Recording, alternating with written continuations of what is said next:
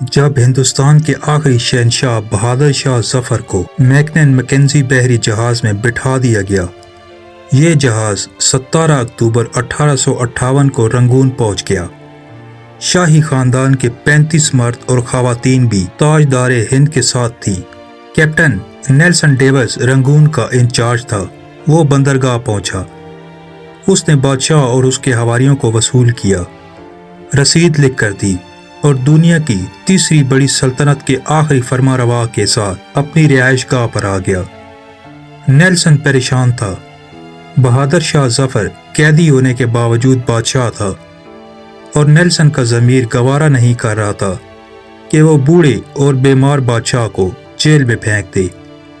مگر رنگون میں کوئی ایسا مقام نہیں تھا جہاں بہادر شاہ ظفر کو رکھا جا سکتا تھا۔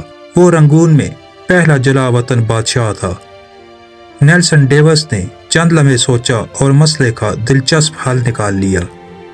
نیلسن نے اپنے گھر کا گیراج خالی کرایا اور تاجدار ہند ضلع سبحانی اور تیموری لہو کے آخری چشم و چراغ کو اپنے گیراج میں قید کر دیا۔ بہادر شاہ ظفر 17 اکتوبر 1858 کو اس گیراج میں پہنچا اور 7 نومبر 1862 تک 4 سال اسی میں رہا۔ یہ 7 نومبر کا خونک دن تھا اور سن تھا 1862۔ بد نصیب بادشاہ کی خادمہ نے شدید پریشانی میں کیپٹن نیلسن ڈیوس کے دروازے پر دستک دی۔ اندر سے اردلی نے برمی زبان میں اس بدتمیزی کی وجہ پوچھی۔ خادمہ نے ٹوٹی پھوٹی برمی میں جواب دیا، ذل سبحانی کا سانس اکھڑ رہا ہے۔ اردلی نے جواب دیا، صاحب کتے کو کنگھی کھا رہے ہیں، میں انہیں ڈسٹرب نہیں کر سکتا۔ خادمہ نے اونچی آواز میں رونا شروع کر دیا۔ اردلی اسے چپ کرانے لگ گیا، مگر آواز نیلسن تک پہنچ گئی۔ وہ غصے میں باہر نکلا۔ خادمہ نے نیلسن کو دیکھا تو وہ اس کے پاؤں میں گر گئی۔ وہ مرتے ہوئے بادشاہ کے لیے گیراج کی کھڑکی کھلوانا چاہتی تھی۔ بادشاہ موت سے پہلے آزاد اور کھلی ہوا کا ایک گھونٹ بھرنا چاہتا تھا۔ نیلسن نے اپنا پسٹل اٹھایا، گارڈز کو ساتھ لیا، گیراج میں داخل ہو گیا۔ بادشاہ کی آخری آرام گاہ کے اندر بدبو، موت کا سکوت اور اندھیرا تھا۔ اردلی لیمپ لے کر بادشاہ کے سرہانے کھڑا ہو گیا۔ نیلسن آگے بڑھا۔ بادشاہ کا کمبل آدھا بستر پر تھا اور آدھا فرش پر۔ اس کا ننگا سر تکیے پر تھا لیکن گردن ڈھلکی ہوئی تھی۔ آنکھوں کے ڈھیلے پپوٹوں کی حدوں سے باہر ابل رہے تھے۔ گردن کی رگیں پھولی ہوئی تھی اور خشک زرد ہونٹوں پر مکھیاں بنبنا رہی تھی۔ نیلسن نے زندگی میں ہزاروں چہرے دیکھے تھے، لیکن اس نے کسی چہرے پر اتنی بے چارگی، اتنی غریب الوطنی نہیں دیکھی تھی۔ وہ کسی بادشاہ کا چہرہ نہیں تھا، وہ دنیا کے سب سے بڑے بھکاری کا چہرہ تھا، اور اس چہرے پر ایک آزاد سانس، جی ہاں، صرف ایک آزاد سانس کی اپیل تحریر تھی، اور یہ اپیل پرانے کنویں کی دیوار سے لپٹی کائی کی طرح ہر دیکھنے والی آنکھ کو اپنی گرفت میں لے لیتی تھی۔ کیپٹن نیلسن نے بادشاہ کی گردن پر ہاتھ رکھا۔ زندگی کے قافلے کو رگوں کے جنگل سے گزرتے مدت ہو چکی تھی۔ ہندوستان کا آخری بادشاہ زندگی کی حد عبور کر چکا تھا۔ نیلسن نے لواحقین کو بلانے کا حکم دیا۔ لواحقین تھے ہی کتنے، ایک شہزادہ جواں بخت اور دوسرا اس کا استاد حافظ محمد ابراہیم دہلوی۔ وہ دونوں آئے۔ انہوں نے بادشاہ کو غسل دیا، کفن پہنایا اور جیسے تیسے بادشاہ کی نماز جنازہ پڑھائی۔ قبر کا مرحلہ آیا تو پورے رنگون شہر میں آخری تاجدار ہند کے لیے 2 گز زمین دستیاب نہ تھی۔ نیلسن نے سرکاری رہائش گاہ کے احاطے میں قبر کھدوائی اور بادشاہ کو خیرات میں ملی ہوئی مٹی میں دفن کر دیا۔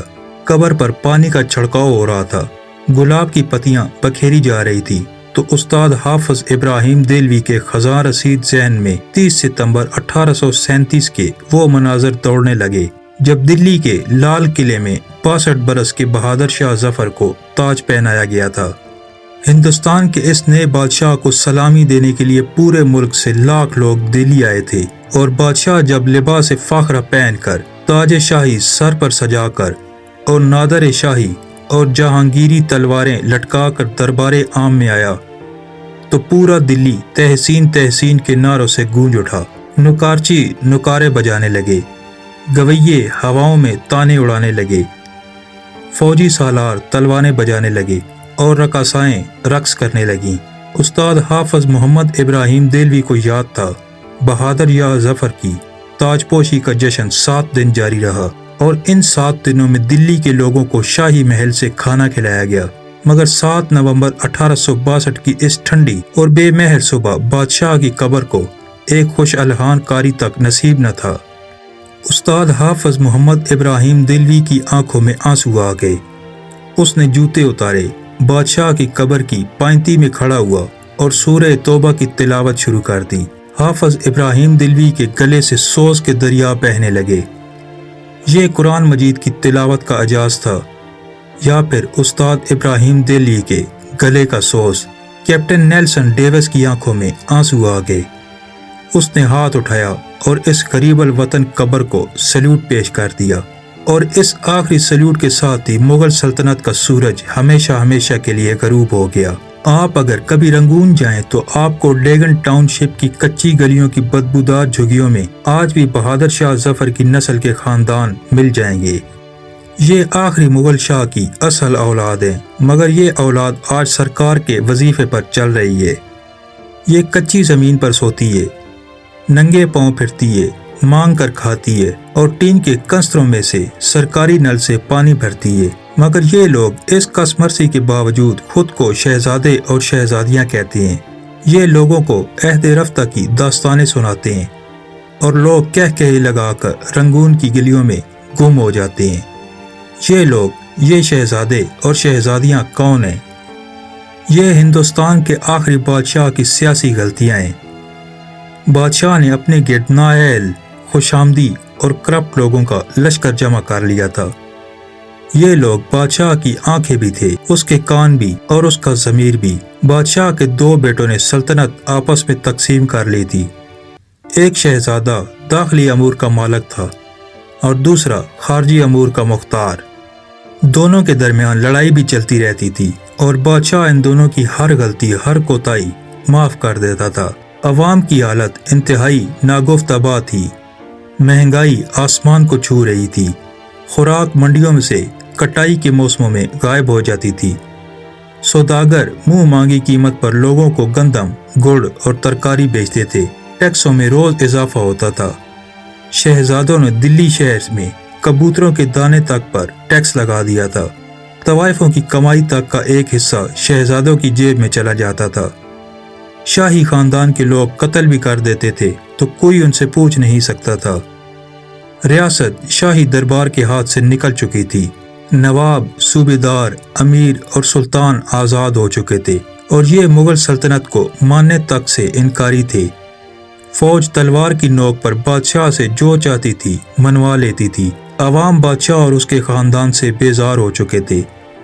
ये गलियों और बाजारों में बादशाह को गालियां देते थे और कोतवाल चुपचाप उनके करीब से गुजर जाते थे। जबकि अंग्रेज मजबूत होते जा रहे थे। ये रोज मुआहदे तोड़ते थे और शाही खानदान वसी तर कौमी मफाद में अंग्रेजों के साथ नया मुआहदा कर लेता था। अंग्रेज बादशाह के वफादारों को कत्ल कर देते थे और शाही खानदान जब एहतजाज करता था तो अंग्रेज बादशाह को ये बताकर हैरान कर देता था, ज़ुल्ले-ए-इलाही, वो शख्स आपका वफादार नहीं है, वो नंगे इंसानियत आपके खिलाफ साजिश कर रहा था और बादशाह इस पर यकीन भी कर लेता था। बादशाह ने तवील अरसे तक अपनी फौज भी टेस्ट नहीं की थी। चनाचा जब लड़ने का वक्त आया तो फौजियों से तलवारें तक न उठाई गईं। इन हालात में जब आज़ादी की जंग शुरू हुई और बादशाह गिरता पड़ता शाही हाथी पर चढ़ा तो अवाम ने लाताल्लुक़ रहने का ऐलान कर दिया। लोग कहते थे हमारे लिए बहादुर शाह जफर या अलेक्जेंड्रा विक्टोरिया दोनों बराबर हैं। मुजाहिदीन जज्बे से लबरेज थे लेकिन उनके पास क़यादत न थी। बादशाह डबल माइंडेड था। ये अंग्रेज से लड़ना भी चाहता था और अपनी मुद्दत शाही भी पूरी करना चाहता था। चनाचा इस जंग का वही नतीजा निकला जो डबल माइंड होकर लड़ी जाने वाली जंगों का निकलता है। शाही खानदान को दिल्ली में ज़बह कर दिया गया जबकि बादशाह जलावतन हो गया।